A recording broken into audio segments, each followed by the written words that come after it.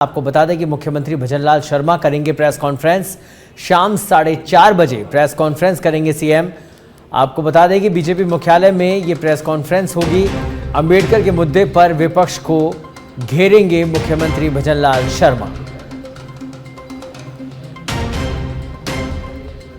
तो बाबा साहेब अंबेडकर के मुद्दे पर पूरे देश में समय बवाल मचा हुआ है और आज 4:30 बजे बीजेपी प्रदेश मुख्यालय पर प्रेस वार्ता का आयोजन होगा। मुख्यमंत्री भजनलाल शर्मा की अध्यक्षता में प्रेस वार्ता होगी और अंबेडकर पर अपनी बात रखने वाले हैं राजस्थान के मुखिया भजनलाल शर्मा।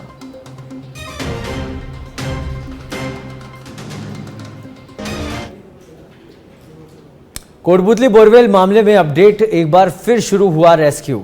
तकनीकी खराबी के कारण कुछ घंटे के लिए रुका हुआ था रेस्क्यू ऑपरेशन। मौके पर विधायक हंसराज पटेल समेत एडीएम ओपी सहारण, एएसपी वैभव शर्मा, एसडीएम ब्रजेश चौधरी मौके पर मौजूद हैं। एनडीआरएफ और एसडीआरएफ की टीम रेस्क्यू में जुटी है।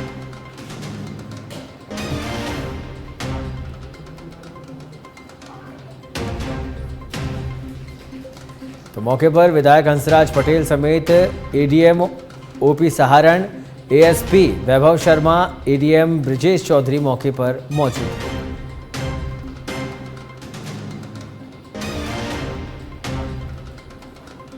तो चेतना को बचाने के लिए रेस्क्यू ऑपरेशन फिलहाल जारी है। कोटपूतली बोरवेल मामले से जुड़ी अपडेट हम आपको बता रहे हैं। फिलहाल तस्वीरों में आप देख सकते हैं कि कैमरे के माध्यम से चेतना की हर मूवमेंट पर नज़र रखी जा रही है, ऑक्सीजन पहुंचाई जा रही है। तकनीकी खराबी के कारण कुछ घंटे के लिए रेस्क्यू ऑपरेशन रुक गया था, जो कि वापस से शुरू हो चुका है।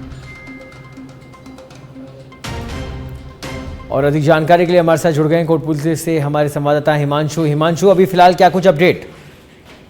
जी, अभी देखिए, जो एसडीआरएफ और एनडीआरएफ की संयुक्त टीम है, उन्होंने अपने प्रयास अभी कुछ देर पहले दोबारा शुरू किए हैं, जो कि बीच में रुक गया था जो प्रयास। क्योंकि आपको बता दूं कि जो सीसीटीवी जो कैमरास थे, उनमें जो कहीं ना कहीं विजिबिलिटी का इश्यू आ रहा था और तकनीकी खराबी के कारण कम से कम 2 घंटे के करीब जो रेस्क्यू अभियान है वो रुका रहा था। अभी जो रेस्क्यू अभियान है उसको दोबारा से चालू किया गया है, लेकिन क्योंकि अभी 24 घंटे से भी काफी ज्यादा समय हो चुका है और टीम के हाथ अभी सिर्फ हताशाई लगी है, तो कहीं ना कहीं जो परिवारजन हैं और जो आसपास के लोग हैं उनमें भी मायूसी नजर आ रही है कि क्यों इतनी देरी ये हो रही है। जी, तो फिलहाल हिमांशु, अभी कितने घंटे और लगने वाले हैं चेतना को बाहर निकालने में? कुछ अपडेट इस बारे में मिल पाया है? जी देखिए, क्योंकि प्रशासन ने तो दूरी बना ली है, वो कोई भी अपडेट देने को तैयार नहीं है। प्रशासन मीडिया से भी एक कहीं ना कहीं दूरी बनाने की कोशिश कर रहा है और अभी तक कोई भी जानकारी साझा करने में वो बचाव कर रहे हैं। फिलहाल की कंडीशन ये है कि जो एसडीआरएफ और एनडीआरएफ की टीम है वो तो कोशिश कर रही है, लेकिन जो लोग हैं वो कह रहे हैं कि अब अगर इनसे नहीं बन पाता है तो कहीं जो मशीन है उसके द्वारा खुदाई करके ड्रिलिंग करके बच्ची तक पहुंचा जाए। जी ठीक है, ड्रिलिंग की बात सामने आ रही है। ऐसे में जो अभी कैमरे में क्या मूवमेंट दिखाई दे रहा है चेतना का, उसको लेकर क्या अपडेट है? जी देखिए, मूवमेंट तो काफी घंटों से जो बच्ची है उसका मूवमेंट कुछ भी नजर नहीं आ रहा है। मूवमेंट के लिए तो जो मेडिकल टीम ने उसने भी कहा है कि या तो बच्ची अनकॉन्शियस हो सकती है क्योंकि उसने काफी टाइम से कुछ खाया नहीं है, कुछ पिया नहीं है, या हो सकता है वो सदमे की वजह से अनकॉन्शियस हो गई हो। हालांकि इसको एक पॉजिटिव तरीके से ही अभी देखा जा रहा है और उम्मीद की जा रही है कि बच्ची सकुशल बाहर निकले। जी ठीक है, चलिए बहुत बहुत धन्यवाद हिमांशु अभी फिलहाल के लिए तमाम जानकारी के लिए। और काफ़ी समय हो चुका है, बच्चे ने कुछ खाया नहीं है। चेतना को निकालने के लिए राहत बचाव लगातार जारी है। एनडीआरएफ एसडीआरएफ की टीमें प्रयास कर रही है। फिलहाल कुछ भी कहने से प्रशासन बच रहा है, जैसा कि हमारे संवाददाता हिमांशु ने बताया। अब देखने वाली बात होगी कि अभी ये रेस्क्यू ऑपरेशन कितनी देर और चलने वाला है, कितनी देर और लगेगी चेतना को बाहर आने में।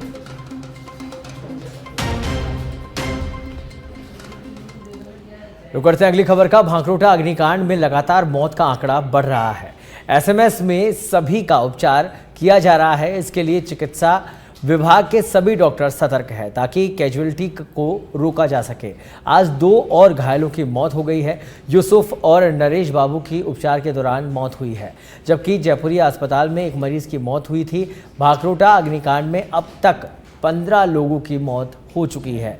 कई झुलसे लोगों को एसएमएस अस्पताल में इलाज जारी है। हादसे की जांच के लिए संयुक्त जांच कमेटी गठित की गई है। कलेक्टर जितेंद्र कुमार सोनी की ओर से कमेटी का गठन किया गया है।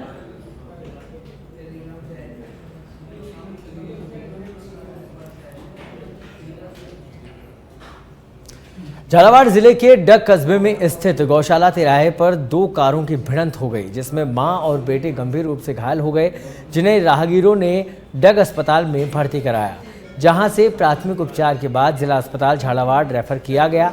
हालांकि वाहन चालक मौके से फरार हो गया, जिसकी डग पुलिस तलाश कर रही है।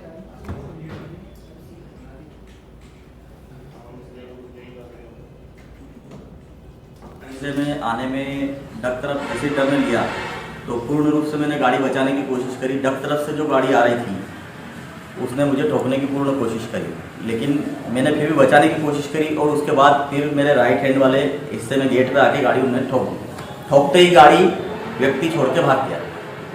आप कौन कौन थे? मैं और मेरी मदर। भिवाड़ी शहर में बदमाश एक बंद मकान में लाखों रुपए का सामान और नकदी चोरी कर ले गए। परिवार किसी काम से पैतृक गांव गया था और पीछे से बदमाशों ने वारदात को अंजाम दिया। परिवार जब 2 दिन बाद वापस लौटा तो पूरे मामले का पता चला। इसको लेकर पीड़ित व्यक्ति ने भिवाड़ी थाने में मामला दर्ज करवाया है। मामले को गंभीरता से लेते हुए पुलिस सीसीटीवी फुटेज खंगाल रही है और आरोपियों की तलाश में जुटी है।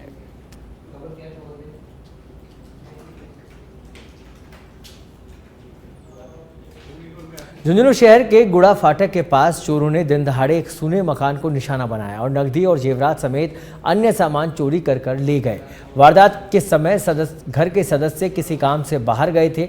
चोरी का सीसीटीवी फुटेज भी सामने आया है, जिसमें 2 युवक चोरी कर घर की दीवार फांदते हुए नजर आ रहे हैं। वहीं एक अन्य युवक मकान की दूसरी तरफ से आते हुए नजर आ रहा है। पुलिस ने बताया कि मामला दर्ज कर जाँच शुरू कर दी गई है।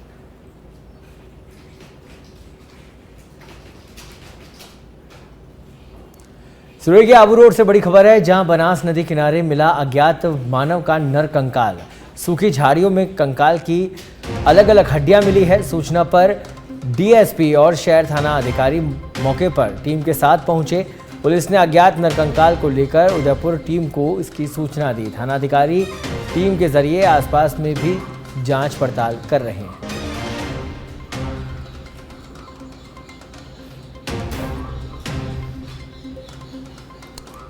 तो सूखी झाड़ियों में अलग अलग हड्डियां मिली है। बनास नदी किनारे मिला अज्ञात नर कंकाल।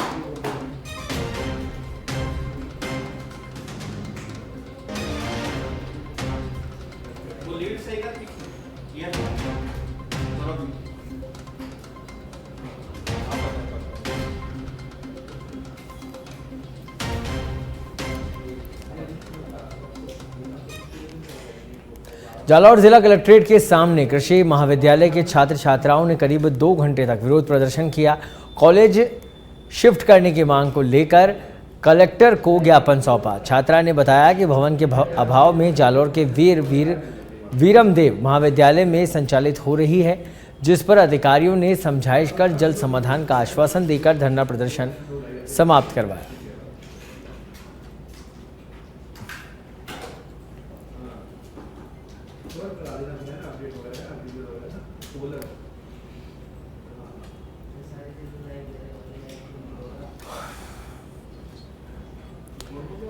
भरतपुर के बयाना में बसेड़ी मार्ग पर लंबे समय से जलभराव हो रहा है, जिसके कारण लोगों का निकलना मुश्किल हो रहा है। ग्राम पंचायत और पीडब्ल्यूडी को काफ़ी बार सूचित करने पर भी इस और कोई ध्यान नहीं दिया जा रहा है।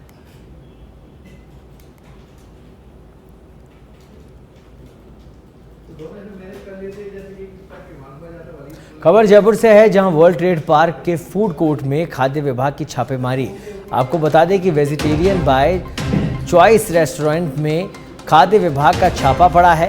रेस्टोरेंट में कई तरह के खाद्य पदार्थ कई दिन पहले से तैयार करके डीप फ्रीज में रखे गए थे। गंदगी के पास ही तैयार खाद्य पदार्थ रखे हुए थे। 60 किलो से अधिक खाद्य पदार्थों को मौके पर नष्ट किया गया है। अतिरिक्त आयुक्त खाद्य विभाग पंकज ओझा के नेतृत्व में ये कार्रवाई हुई।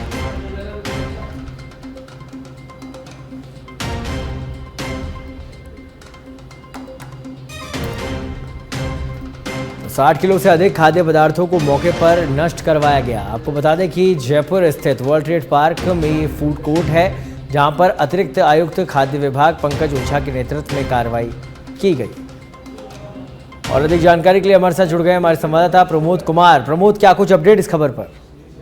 देखिए सौरभ जी, मैं आपको बताना चाहूंगा, खाद्य विभाग की लगातार कार्रवाई की जा रही है, जिसके चलते आज ये बड़ी कार्रवाई वर्ल्ड ट्रेड पार्क के अंदर फूड कोर्ट है, यहाँ पर कार्रवाई की गई। और यह कार्रवाई खाद्य विभाग के अतिरिक्त आयुक्त पंकज ओझा के नेतृत्व में कार्रवाई की गई। इसके अंदर मलाई कोफ्ते, चिप्स, पापड़ कई दिनों से बनाकर फ्रिज में रखे हुए थे और काफी गलत तरीके से गंदगी के बीच में रखे गए थे, जिसको लेकर करीब 60 किलो जो खाद्य पदार्थ है उसको नष्ट मौके पर ही कराया गया। लगातार इस तरह की कार्रवाई खाद्य विभाग के द्वारा की जा रही है। पंकज ओझा ने बताया है कि जिस तरह से आमजन के स्वास्थ्य को लेकर ये व्यापारी सतर्क नहीं है, गंदगी के बीच में परोसे जाते हैं, ऐसे में उनका जो स्वास्थ्य है आमजन का वो बेकार हो सकता है, जिसको लेकर खाद्य विभाग लगातार ऐसे व्यापारियों के खिलाफ, दुकानदारों के खिलाफ कार्रवाई करता है। जी लेकिन प्रमोद, ये तो कार्रवाई करी जा रही है, विभाग की ओर से लगातार अनवरत ये कार्रवाई चल रही है, लेकिन इसकी मॉनिटरिंग हमेशा के लिए रहे, क्योंकि एक बार कहीं कार्रवाई हो जाती है तो ऐसा नहीं होता कि दोबारा वो गलतियां ना दोहराई जाए। उसके लिए क्या कुछ विभाग काम कर रहा है, उसको लेकर बातचीत हुई अधिकारियों से? देखिए सरोज जी, मैं आपको बताना चाहूंगा, जो भी खाद्य विभाग कार्रवाई करता है ये नियमों के तहत कार्रवाई करता है। ये जहाँ भी इस तरह की कार्रवाई होती है उनके पूरे सैंपल भरे जाते हैं। अगर कोई सामग्री ज्यादा ही खराब होती है तो उसको तुरंत नष्ट कराया जाता है। इसके अलावा सैंपल भरे जाते हैं और सैंपल के बाद उसको लैब में भेजा जाता है। उसके बाद जिस तरह की वहां पर शिकायत आती है उसके बाद ही कार्रवाई की जाती है कि किस तरह की उस पर चालान भरा जाए और क्या कानूनी कार्रवाई अमल में लाई जाए। पूरे नियम के तहत इस तरह की कार्रवाई अमल में लाई जाती है। जी सौरभ। ठीक है, चलिए, बहुत बहुत धन्यवाद प्रमोद इस तमाम जानकारी के लिए। तो पुराने और गंदे खाद्य पदार्थों को नष्ट किया गया। तस्वीरों में आप देख सकते हैं, एक्सक्लूसिव तस्वीरें हैं। खाद्य विभाग की टीम ने कार्रवाई करी वर्ल्ड ट्रेड पार्क, जहां पर वेजिटेरियन बाय चॉइस ये रेस्टोरेंट का नाम है, इसमें कार्रवाई की गई है और 60 किलो से अधिक की खाद्य सामग्री को नष्ट करवाया गया है।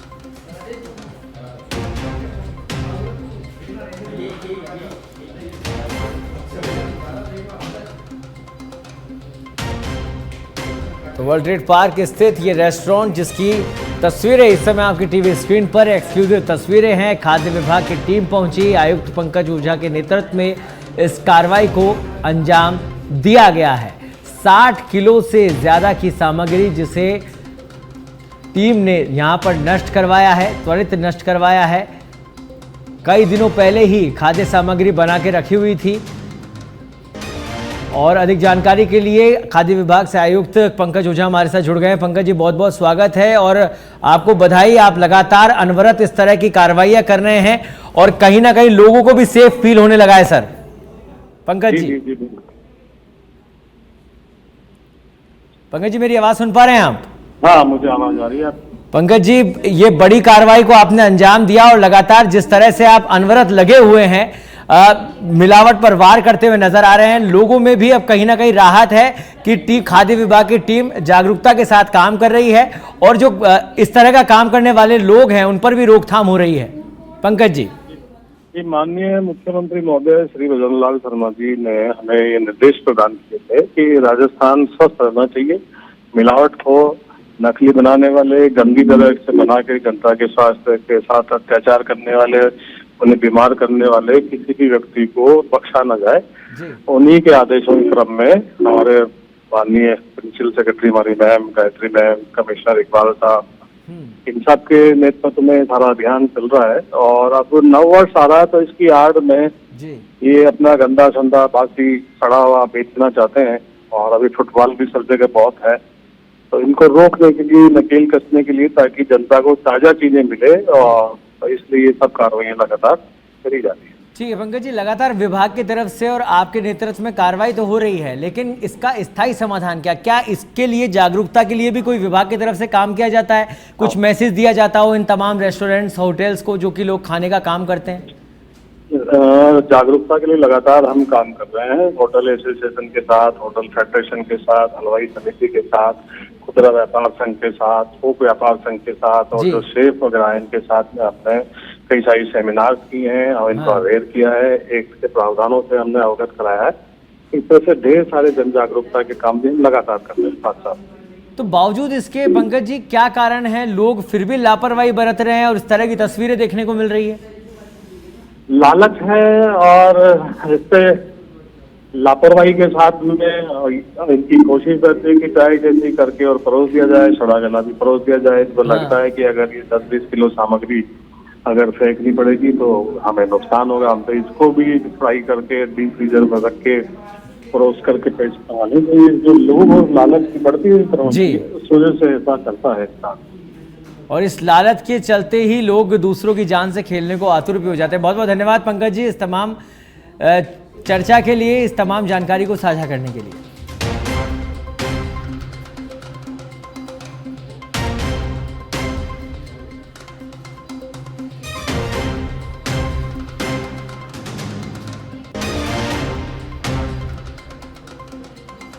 बांसवाड़ा से बड़ी खबर है, जहां भगवान भरोसे संभाग का महात्मा गांधी अस्पताल पिछले 1.5 घंटे से एम्बुलेंस के इंतजार में रेफर मरीज, ना कोई पूछने वाला, ना कोई जवाबदेही तय करने वाला।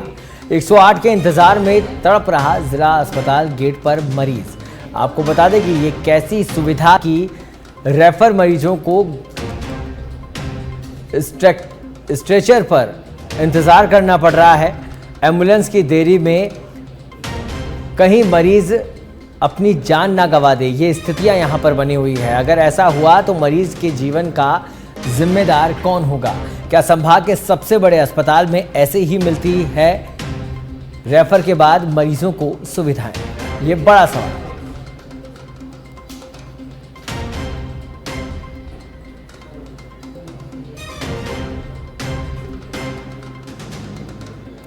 बांसवाड़ा की तस्वीरें हैं भगवान भरोसे संभाग का महात्मा गांधी अस्पताल, जहां पर मरीज स्ट्रेचर पर बैठकर इंतजार कर रहा है इलाज का। रेफर होकर मरीज यहां पर पहुंचा है, लेकिन कोई सुध लेने वाला यहां पर नहीं है। ऐसे में जिम्मेदारी कौन लेगा इस मरीज की, इसकी जिंदगी की? ये बड़ा सवाल है। प्रशासन मूक दर्शक बना हुआ है। भगवान भरोसे तमाम व्यवस्थाएं इन तस्वीरों में आप देख सकते हैं। पिछले 1.5 घंटे से एम्बुलेंस के इंतजार में ये मरीज यहां पर मौजूद है। ना कोई पूछने वाला है, ना कोई जवाबदेही तय करने वाला है।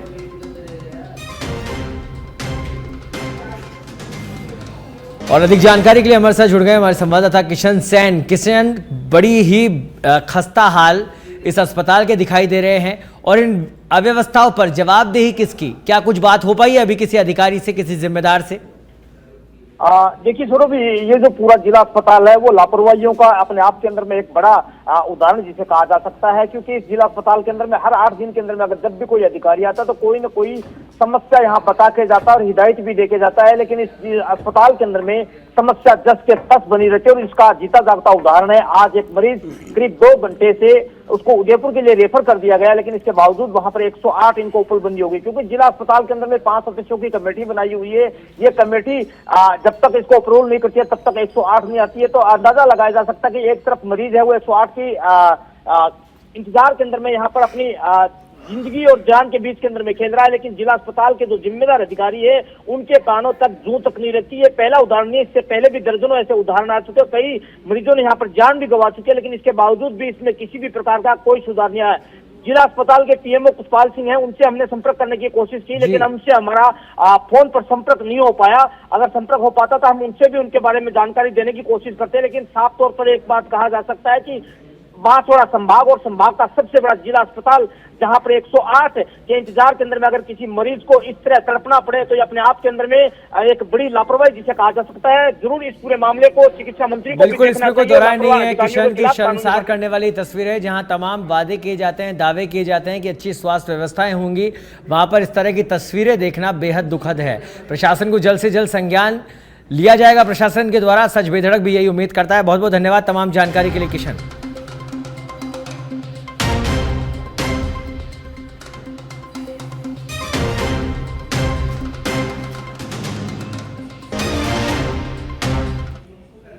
तो करते हैं अगली खबर का। सीएम भजनलाल शर्मा ने शुभकामनाएं दी। पूर्व पीएम अटल बिहारी वाजपेयी के जन्म दिवस सहित सुशासन दिवस पर शुभकामनाएं दी है। सीएम भजनलाल शर्मा ने कहा कि वाजपेयी बहुमुखी प्रतिभा के धनी थे।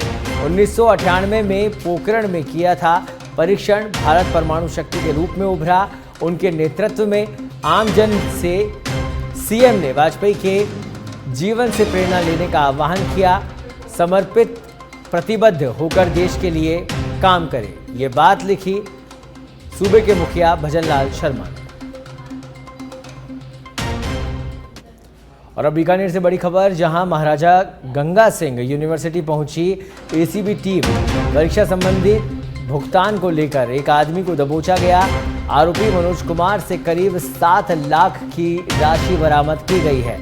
आरोपी से एसीबी पूछताछ में जुटी है। टेंडर की अवेज में राशि देने की टीम को सूचना मिली थी।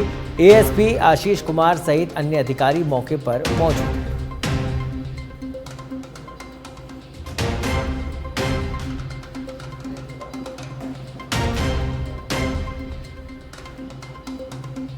तो आरोपी से एसीबी फिलहाल पूछताछ में जुटी है। टेंडर के अवेज में राशि देने की टीम को सूचना मिली थी, जिस पर कार्रवाई की गई।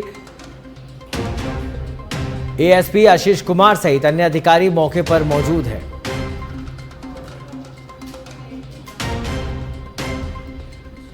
और खबर पर अधिक जानकारी के लिए हमारे साथ जुड़ गए हमारे संवाददाता सुरेंद्र मंडा। सुरेंद्र, क्या कुछ अपडेट इस खबर पर?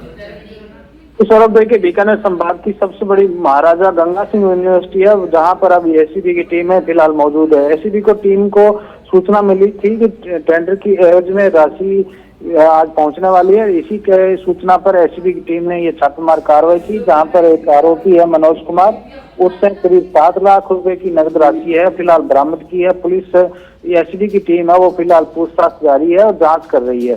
जिस प्रकार से लगातार एसीबी को पहले भी इस तरह की सूचना मिली थी कि यहाँ पर रिश्वतखोरी का खेल चलता है, तो टेंडर की एवज में आज रिश्वत लेने का ये मामला सामने आया, जिसमें फिलहाल 7 लाख रुपए की नकदी है एसीबी की टीम ने जब्त किए हैं और पूछताछ जारी है और पूरी वहाँ का रिकॉर्ड है वो खंगाला जा रहा है। फिलहाल जो एसीबी के एएसपी आशीष कुमार है, उनके नेतृत्व में पूरी टीम है मौके पर मौजूद है, जांच फिलहाल चल रही है। अभी जो परीक्षा के संबंधित ये राशि बताई जा रही है, तो किस तरह की परीक्षा यहाँ पर थी और अभी और कौन कौन से नाम, इसके अलावा भी, इस कर्मचारी के अलावा भी कोई नाम सामने आया सुरेंद्र? जी देखिए, जिस प्रकार से यूनिवर्सिटी के अंदर कई तरह की परीक्षाएं आयोजित होती है, उनमें रिश्वत का खेल एसबी को सूचना मिली थी, लेकिन जो आज राशि 7 लाख रुपए जब्त की है वो कोई टेंडर की एवज में ये ठेकेदार है वो रिश्वत देने के लिए पहुंचने की एसबी को सूचना थी। इसी सूचना के आधार पर आज एसबी ने ये टेंडर किस चीज का था सुरेंद्र? टेंडर किस चीज का था? यूनिवर्सिटी के द्वारा अलग अलग तरह के टेंडर निकाले जाते हैं, तो बताया जा रहा है कि जिस प्रकार से कोई टेंडर था उसी की के तहत रिश्वत दी जा रही थी, इसी के तहत ये कार्रवाई। चलिए, बहुत धन्यवाद सुरेंद्र इस तमाम जानकारी के लिए।